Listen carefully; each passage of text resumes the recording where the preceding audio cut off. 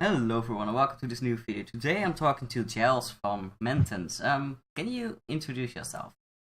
Hi, I'm Giles. I'm 33 and I'm a game designer with Mantis. And I'm currently working on a VR game called Journey for Elysium. In a nutshell, what kind of game are we talking about? Well, Journey is a made for VR immersive adventure game with a strong emphasis on story and puzzle solving. You're going to play the role of the boatman, an ancient Etruscan who finds himself in a particular version of the underworld most people have only heard of from Greco-Roman mythology. So, using a little rowboat, you'll have to find a way to cross the river Styx and make your way into Elysium, or heaven, or paradise, whatever you want to call it.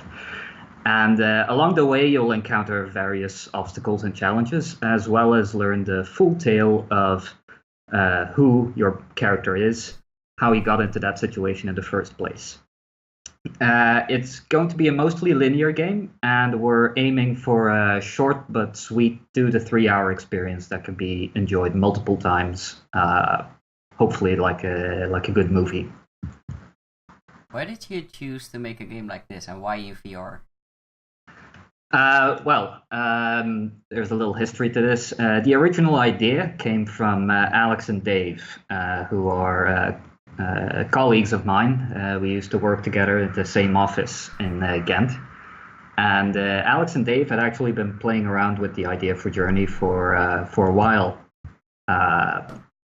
before I joined the team. And they had already made a pitch to the VAF, the Flemish Audiovisual Fund, which hands out like subsidies or grants to projects that submit a good dossier. So Alex and Dave had already gotten some pre-production funding, and then I joined the office, and completely unaware of this fact, I gave a little demonstration of my HTC Vive at the office. As kind of a show and tell thing we used to do on a weekly basis, where we'd come up stage and talk about something we were working on or something we were passionate about. And so I gave a little talk about VR and about tools on how to author VR content, and from that we kind of got talking, and one thing led to another, and a couple of months later, I started working on what would eventually become the prototype for Journey for Elysium, footage of which can be seen on my website. I'll send you a link to that later. The link will be in the description below for the viewers. Okay, just checking. So after we got together and we made a prototype, we submitted another dossier to the VAF, this time to get actual production funding, which ended up going through. And we've been working on the game ever since, starting a separate company for it, hiring new people, and basically just working full steam ahead ever since then. So why did I choose to make a game like this? It's kind of serendipitous. It's combination of right place at the right time, and being passionate about something and meeting people who happen to share the same passion. Did the game become what you originally planned it to become before the start of development?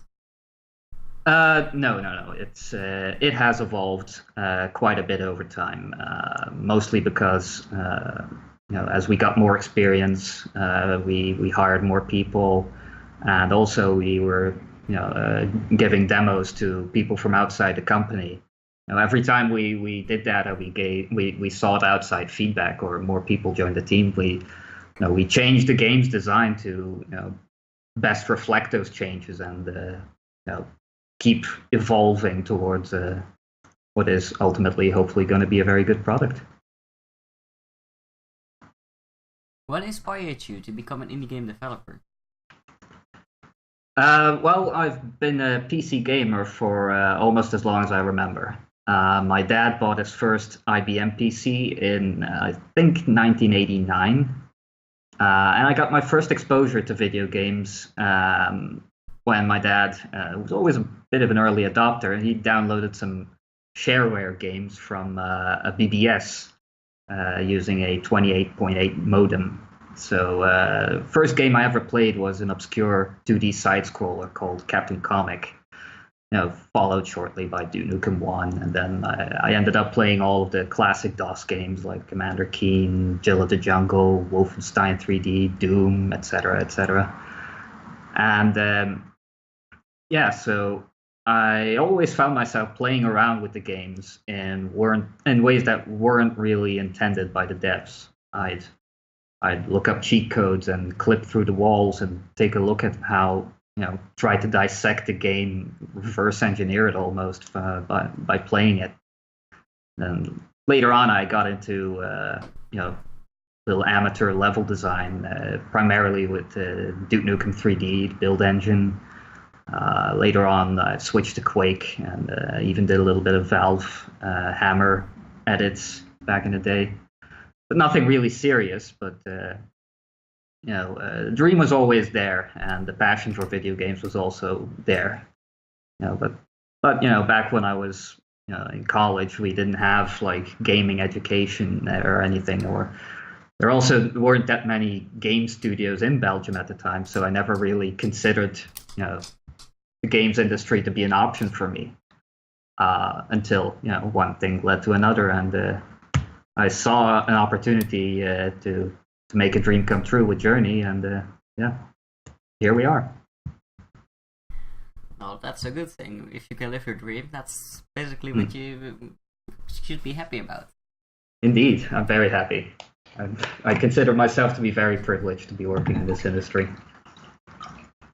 Is this really the first game you've worked on, or did you also work on the other things you just mentioned?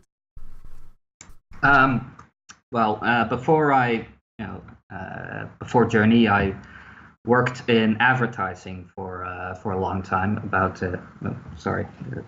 Did you hear that notification, or is? No, I didn't hear it. Okay, I'll restart. So I used to work in advertising as a web/UX designer before I got into the games industry. I made a couple of like web-based advertising games, but nothing. Bless you. But nothing really what I call an actual game. It was actually my dog biting the cat, but it's okay. Sounded like a sneeze. He wasn't sneezing. For what platforms do you intend to release the game? For the first release, we're targeting the HTC Vive and as well as the Oculus Touch. Sorry. We're designing the game for standing and room scale VR setups, and those are the two most mature platforms at the moment. We're also testing the game on a Windows mixed reality headset, so that platform will be supported as well via SteamVR. For the future, we'll also be looking into the Oculus Quest whenever that comes out, probably around the same time that our game should launch. So we're definitely following that with great interest. And if the game's a big success, we're definitely going to look into a separate mobile VR version, which will need a different control scheme. PlayStation feels sad right now. We might look into PlayStation VR further down the line, but right now we want to focus on open platforms that are a bit easier to get certified for. What do you think is your best attitude in life? To never stop learning new things, and that you're only as old as the last time you changed your mind about something.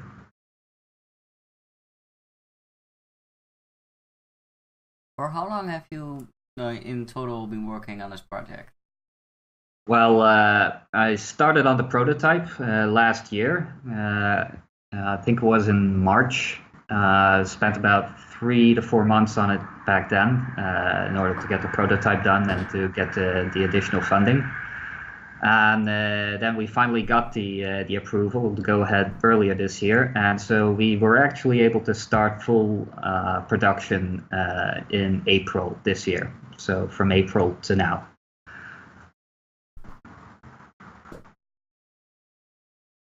What was the day-to-day process for making this game? I'm the game designer, and I also happen to be someone who's a bit of a jack of all trades. I know some 3D modeling, I know programming, I know user experience design. I know quite a bit about a lot of useful things that are very handy for making VR experiences. And so I often find myself in a mediating role where I try to help the rest of the team to find the correct solutions that work for both artists and developers. We're also a very small team, so I fill in many other roles like writing, storyboarding. I also mentioned I do level design, and I'm the primary playtester as well to see if things we're trying out work or not. So day to day, today I'm working from home to do this interview, but usually I go into the office early in the morning, follow up on stuff people are working on, and then I'll either do some writing or gray boxing, prototyping, and then back at home in the evenings I'll probably do some more research, looking up lore, and sketching out ideas in my notebooks. Will the day-to-day process be the same for potential future games you will make? Very likely, although we're always experimenting with new ways of doing things. So yeah, it's always in flux. What were your biggest inspirations for the game? Now, I'm a big fan of immersive sims like games like Deus Ex, like the Thief, the Dishonored series. Also a big fan of the Elder Scrolls and Fallout series, even though I'm not too enthusiastic about the streamlining of the RPG elements in the latest iterations, but I like the way those games try to create a believable world and have gameplay that works through systems and an emphasis on realism and player predictability, that sort of thing. What makes this game different from others? Well, we're putting a lot of effort into our locomotion system. So we're utilizing many different types of locomotion, which is, for people who don't know, locomotion is what we refer to as how the player navigates the VR space, which is, for people who don't know a lot about VR, it's actually quite a tricky thing to get right in VR, because if done wrong, locomotion can cause motion sickness or simulator sickness, which is something we definitely want to avoid doing to players. But we still, at the same time, we want to make sure that they have an immersive experience where they aren't brought out of things by just teleporting them around like they're watching a fancy 360-degree slideshow instead of actually inhabiting a physical world. So we're going to let players walk and climb, but most importantly, we're going to let them row a boat in quite a realistic fashion, which is a new thing, I think, in VR. I don't think I haven't seen many other VR games that try to do boating or rowing, and especially in combination with like an action adventure game. So yeah, that to me, as game designer, is the most interesting part for me. Also, I'd like to say something about the black and white art style we're going for, which is an homage to the work of Gustave Doré, who is a French 19th century illustrator whose wood carvings for Dante's Inferno, among many other things, were a definite inspiration for the look and feel of the game we're going for. What game engine are you using, and why did you decide to work with this engine? We're using Unity. The main reason I chose Unity was because that was what I had experience with before starting this project. I'd been downloading and trying Unity on a regular basis ever since it went free. Also, did a lot of tutorials, and it was just what I knew the best and what seemed to have like the easiest workflow to be able to get something working for a relative amateur like myself back in the day. What setbacks did you encounter during the project, and do you feel like you learned anything from them? Well, the biggest setback that we routinely have to deal with are the harsh realities of having to hit a consistent 90 frames per second, which ends up impacting everything in the game, from graphics to code to how ambitious we can get with our storytelling and with the whole experience. It's a constant balancing act, and it's also a constant learning experience. But we keep getting better at it, and creativity is often aided by limitations, and there is no harder limitations than having to obey the gods of frames per second. If you could go back in time, what would you do different? If Hollywood taught me anything, it's that nothing ever good comes from time travel. And if science had taught me anything, it'd probably be destroyed in a blast of radiation if I ever tried to go back in time. Okay. If you can advise a new indie game developer, what will you tell him? To never stop learning new things, to always be looking for inspiration in all kinds of places, and to play all kinds of games you'd never think you were in the target demographic for, but just stealing with your eyes, just absorbing all kinds of media, and be creative. Just kind of a cop out, but yeah. What do you feel is success for an indie game developer? My definition of success will be that we will build a good company and a good team that can make more games. So yeah, that's kind of my definition.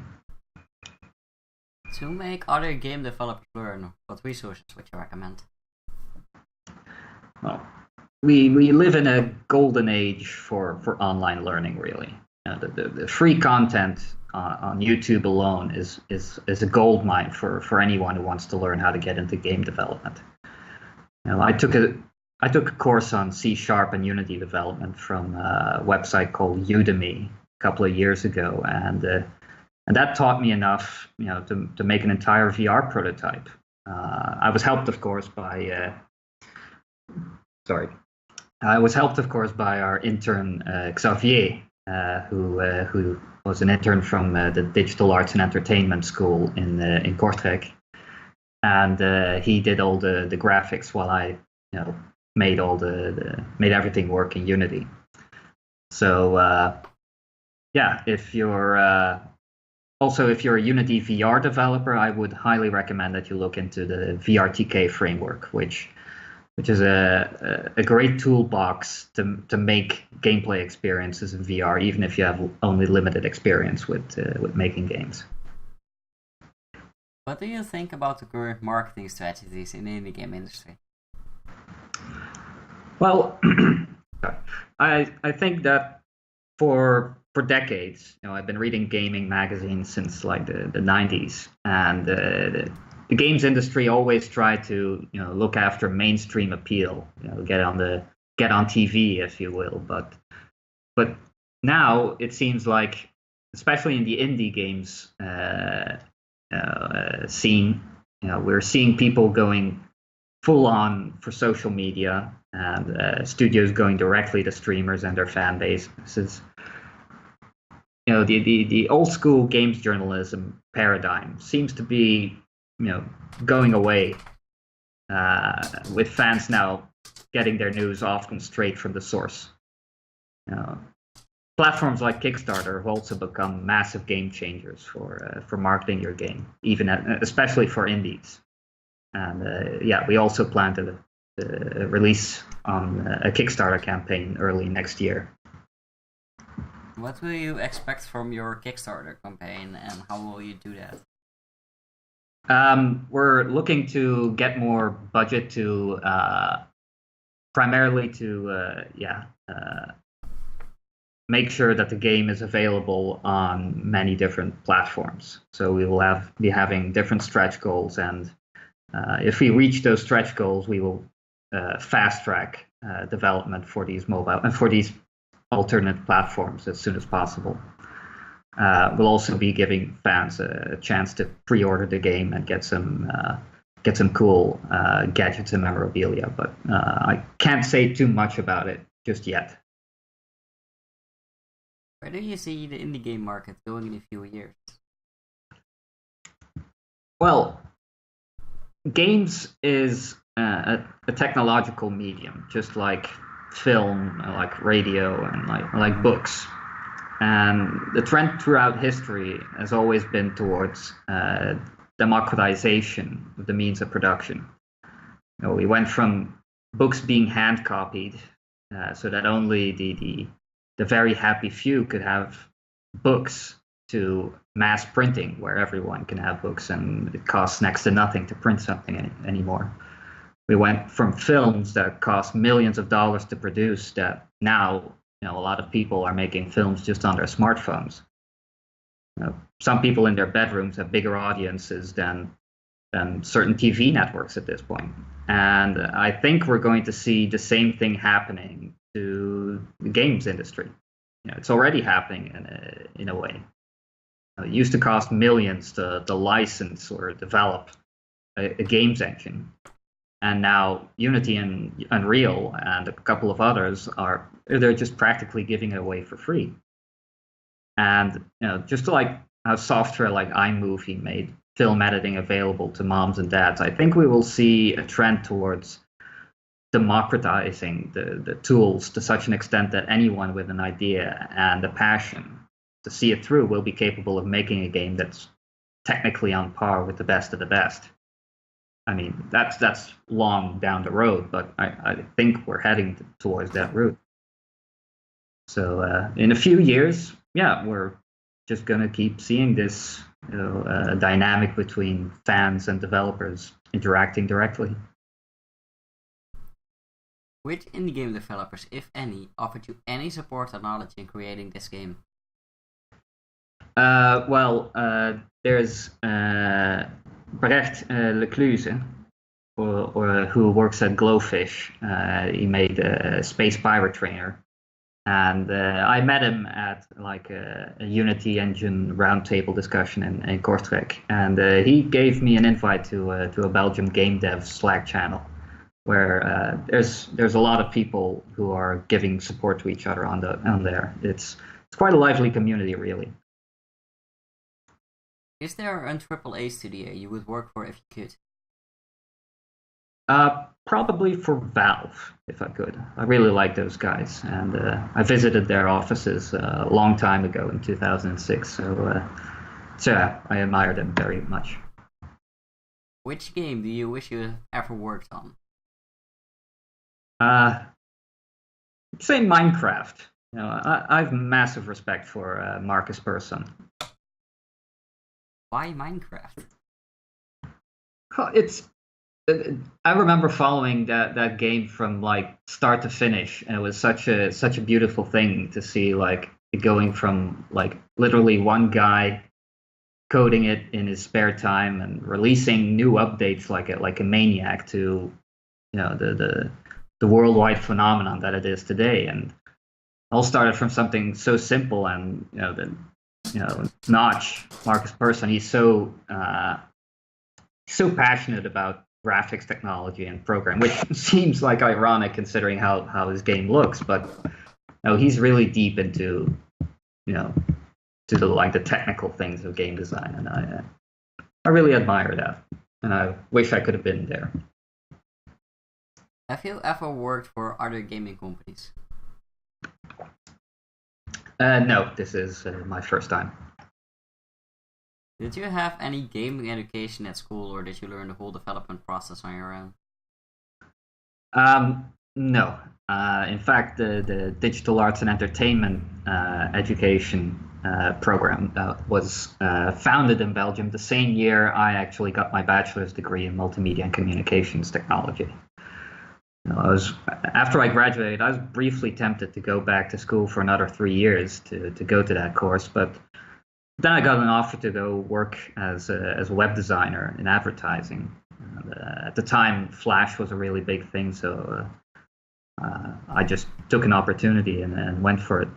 I got some 3D modeling basics in college, but the tools are very primitive to today's standards.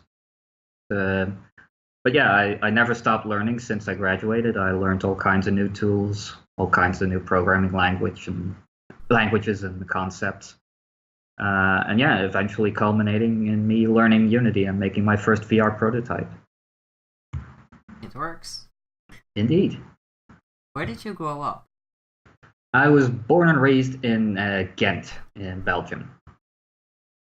What were your childhood interests? Well, as I mentioned earlier, I got into video games at a very early age. I was barely 5 when my dad got his first PC. I started reading gaming magazines back in the mid-90s, specifically PC Zone, which was still has a soft spot. I still have a soft spot in my heart for that magazine. The writers for that thing were such talented people. Really, it's a little, if I may have a little digression. The show Black Mirror? Yes, but I know it by name. I haven't actually seen it. Oh well. Without getting into spoilers, one of the writers for that show used to, got his into writing by writing for that PC magazine, which I was reading. Charlie Brooker, his name is, and yeah, that really got me into gaming culture and gave me a passion for how games were, a sort of deeper appreciation for gaming as a medium. Well, that's very nice from that man to help you with developing a passion. Well, he didn't do it personally, but his writing did. Well, maybe he did the writing to reach people like you. Who knows? I was always also really big into drawing and making comics, and later on Flash animations. What is your favorite video game of all time? That's one of those classic hard questions to answer. If I have to pick one to take to a desert island or something where I don't have anything else, I'd probably have to pick FTL, as that's a game I could play forever on any platform. But if I'd have to say, in the abstract, as in my best game of all time, even if I'm allowed to play other games, I have to say the original Deus Ex. I still replay that game on every couple of years or so. And what is your favorite video game of this year and why? I'm really busy working right now, so I haven't been able to play too many games. But I did really got onto Subnautica earlier this year, and that was a really, really great experience. I was reluctant at first to play it because it seemed like another crafting game, but it sucked me in, and I had a really great time the whole way through. I loved its approach to world design, and the real sense of terror it manages to evoke through gameplay alone is what makes it definitely a highly recommended game for me. that was my final question. Do you have other stuff you want to say? No. I just want to say I wish you the best of luck with your channel, and yeah, I'm just going to go back to work, go on the journey right now. Awesome. For the viewers, all the links to the social media and everything will be in the description below. All right, great.